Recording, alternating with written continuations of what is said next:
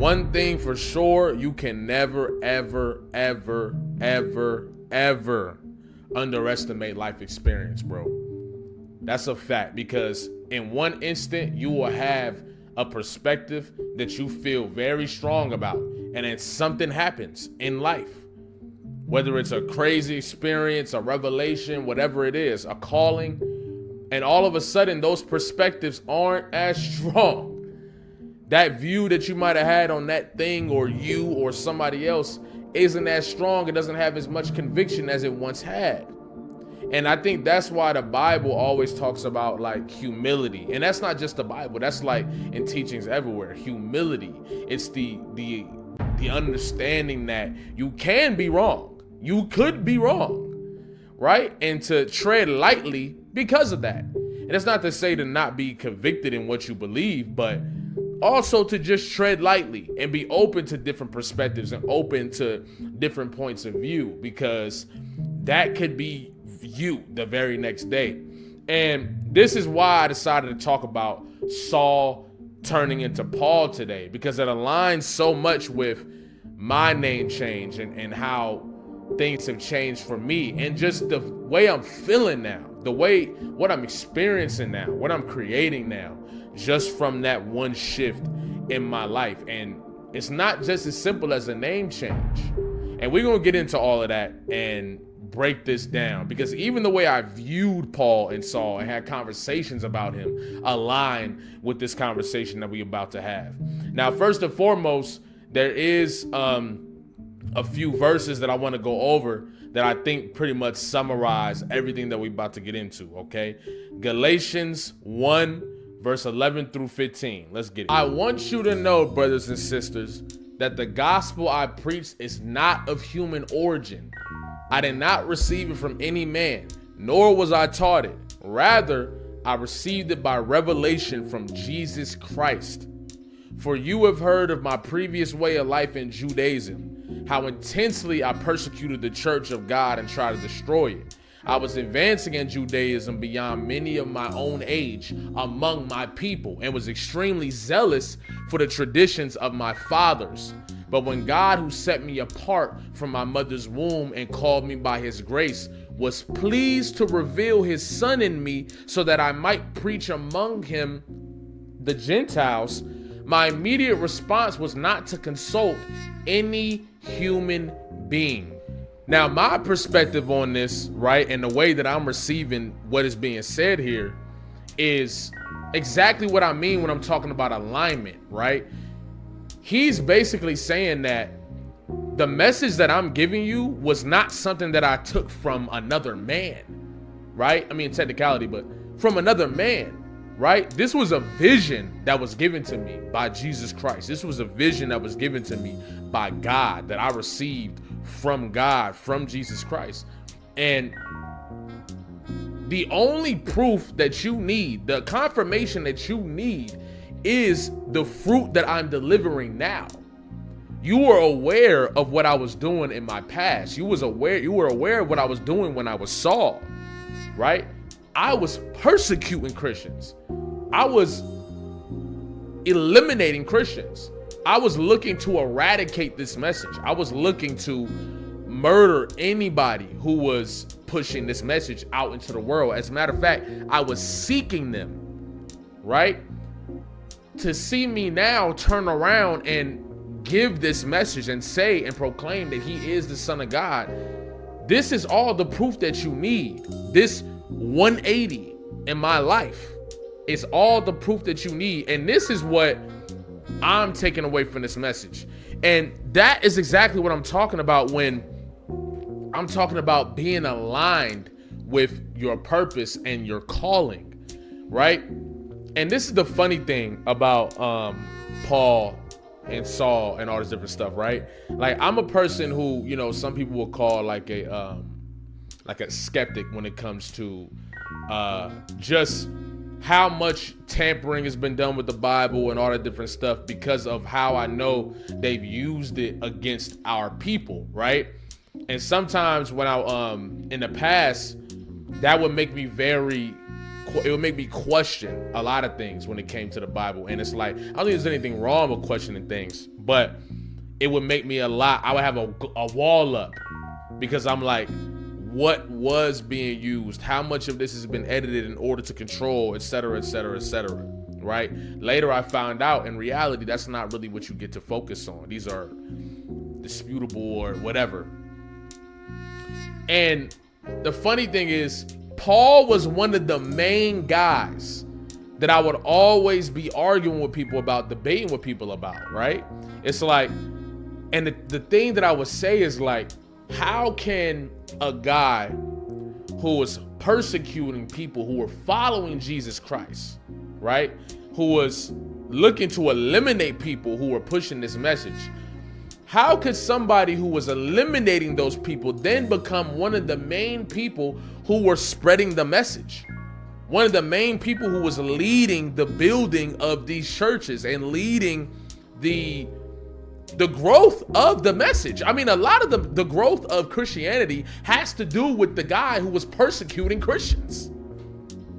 And in my mind, it was like, how do we know this wasn't a tactic by the Roman, you see what I'm saying? Like, how do we know this wasn't a tactic to manipulate, a tactic to pervert the message in order to control, in order to dominate? And I remember having a very, very passionate argument and debate about this with one of my friends, and it got very, very passionate, very, very heavy. And the funny thing is, now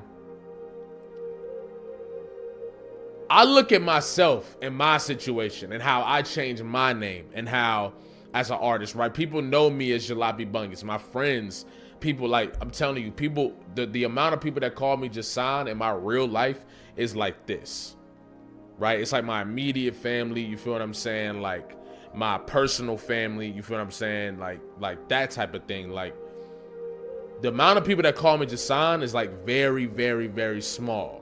So Jalopy, Lop, like all these different nicknames were names that were given to me, and or like breakdowns of my rap name. And what's funny to me, the majority of the people who heard me change my name, they were showing love, they showing support, etc. But of course, you got the people like the Drake fans and the content creators, all of that, who are taking the opportunity to try to bash me and be like, oh, he's getting ready for this, he's getting ready for that.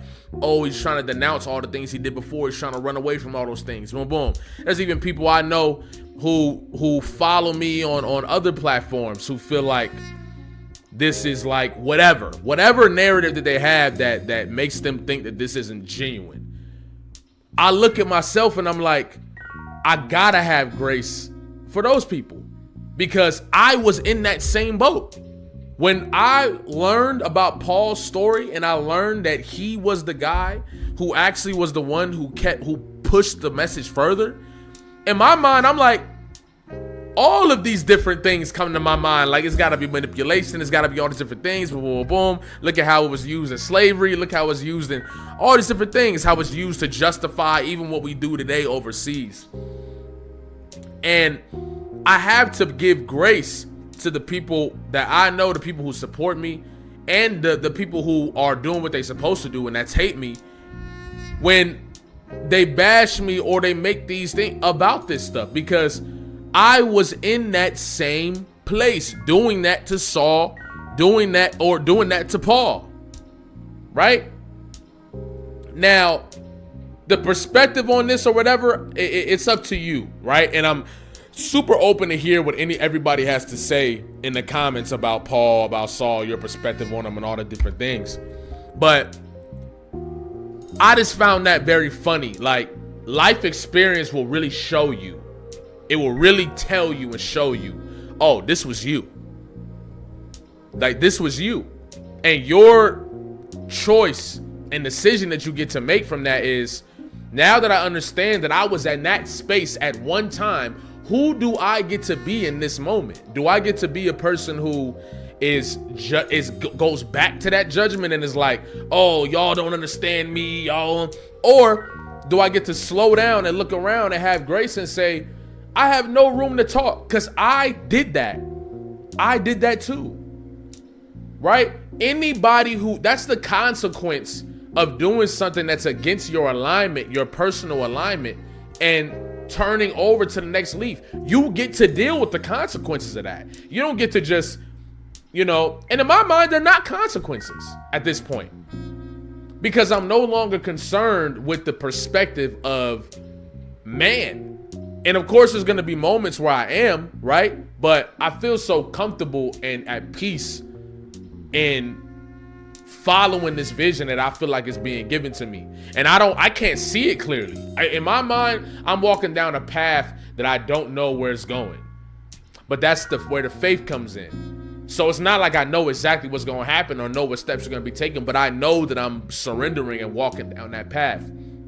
And that's the same thing that Paul and Saul did. All I know is whatever I get to do gets to be something aligned with the elevation, reflection, showing people the nuances of humanity in my experience, humanizing people that are difficult to humanize, because I've been around all different types of people, using those gifts, right? And it's just funny to me. Now, on the other end, right, we got to talk about like the worthiness that comes with that name change. For Saul to go to Paul, he had to feel worthy enough to even receive what Jesus was calling him to do. To receive what God was calling him to do, he had to feel worthy enough to do this, right? Because think about it. If the light shines on him and Jesus telling him, okay, why are you persecuting me? Why are you persecuting Christians? Why are you doing this? You are standing against me. What is the purpose? Don't worry about it. Go into the kingdom and you'll know what to do next, right? He has to have the faith that and the self-worthiness to know that I can do, or I will follow what I'm being called on to do. Because in reality, I think you have the free will to decline. You have the free will to not accept what God is handing to you. You have the free will to walk away from that. You have the free will to say, nah, I would much rather lean on my own understanding and do what I think is right and do what I think I'm supposed to be doing, right? And of course, you're going to have those moments because you're human. So it's not like, oh, you just surrender everything. But that's what it is. So the self-worthiness that comes with that comes with, even if we talking about outside of Jesus and all that different stuff, just you feeling worthy enough to walk in your purpose and walk in your light and play big and show up in the world and not hide. There's a level of self-worthiness that gets to come with that. In my experience, I didn't feel worthy enough to walk around in the world with my name, to walk around to create music and drop music with my name behind it, to create content with my name behind it. I didn't feel worthy enough to experience that, right? And I think the path that led me to that worthiness was the path back to what I grew up believing in. And I think that, I don't think that I'm like, some people will call me like a new age Christian or like a whatever. But this is just what I believe in this moment and what I've been taken to in this moment. And I'm open to wherever I'm going to be able to go. But once again, it all comes from a space of feeling worthy enough to do that.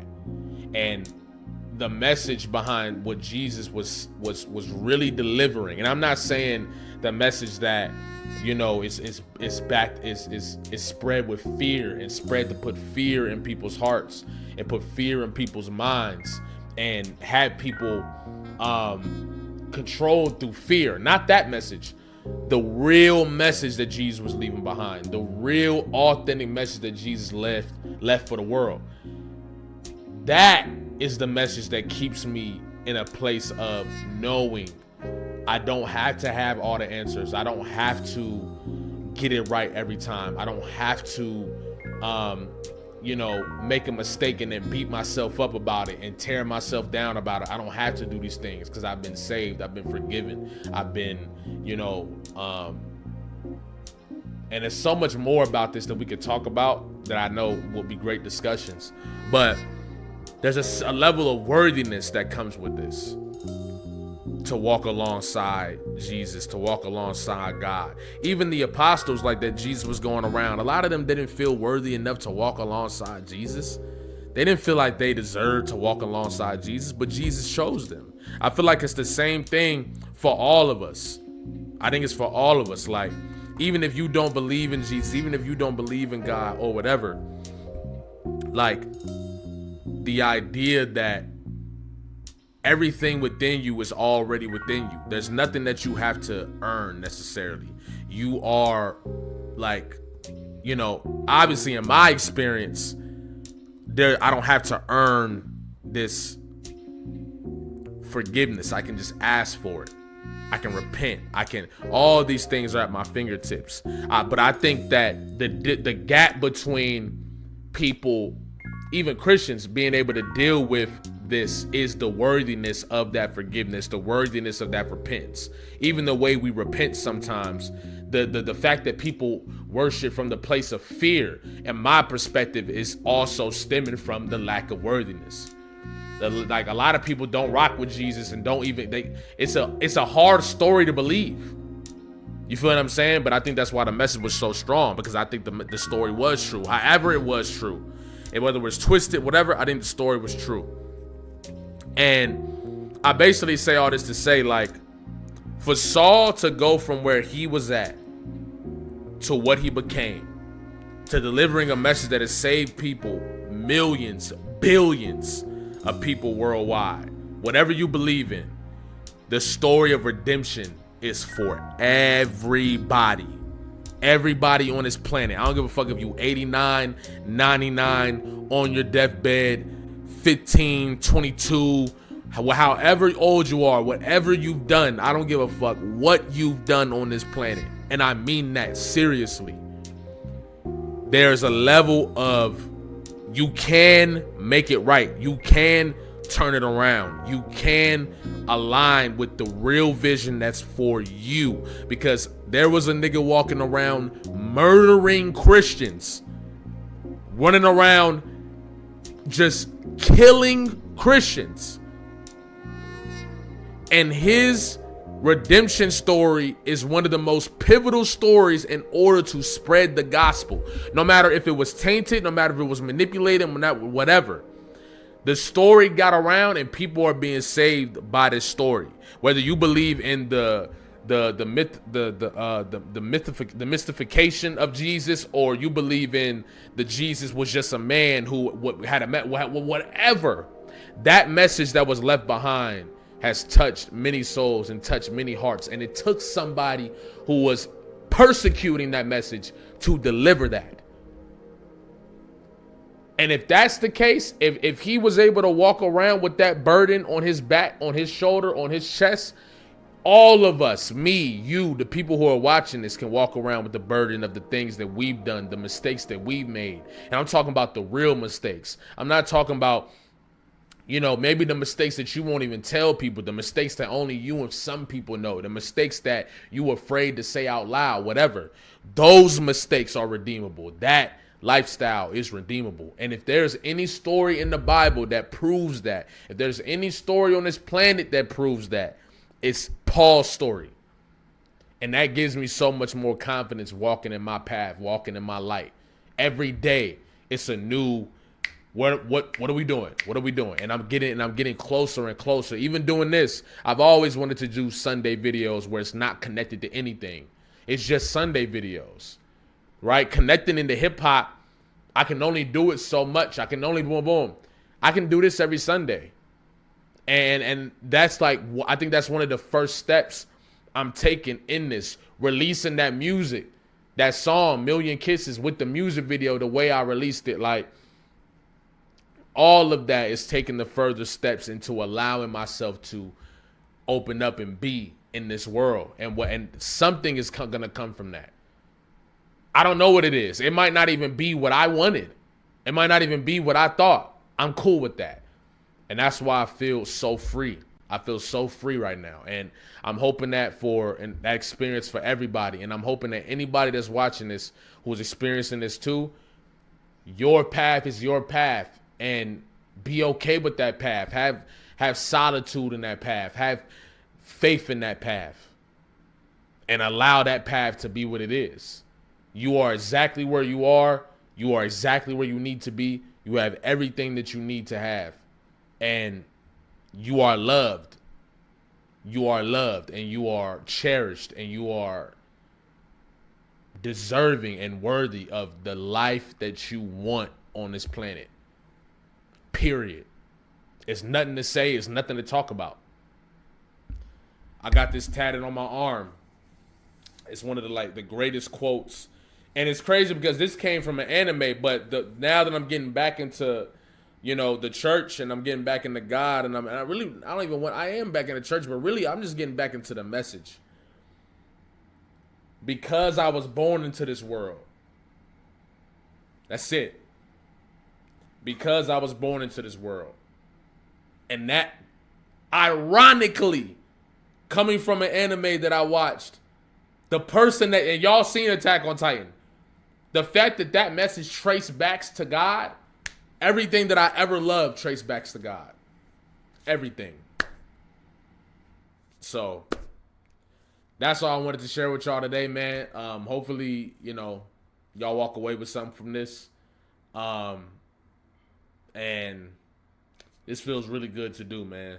So, I don't give a fuck. This get 200 views, 300 views. I'm just happy to do this. I'm happy to do what I want to do. So, appreciate y'all. Love y'all. Check out my new song, Million Kisses. The people who have heard it love it. It's a deep, deep, deep story. Deep story based on real events that I'm really sharing to get to the nuances of humanity, the nuances of what it's like to be, to see heartbreak and to see, and for these things to transpire in your personal life as you get older, to see the type of love that you see in your household and how that affects you as you get older. Deep, deep, deep music for the soul. You feel what I'm saying? If you haven't played that yet, go check it out. Check out the music video too. And I appreciate y'all, man. Y'all have a great day.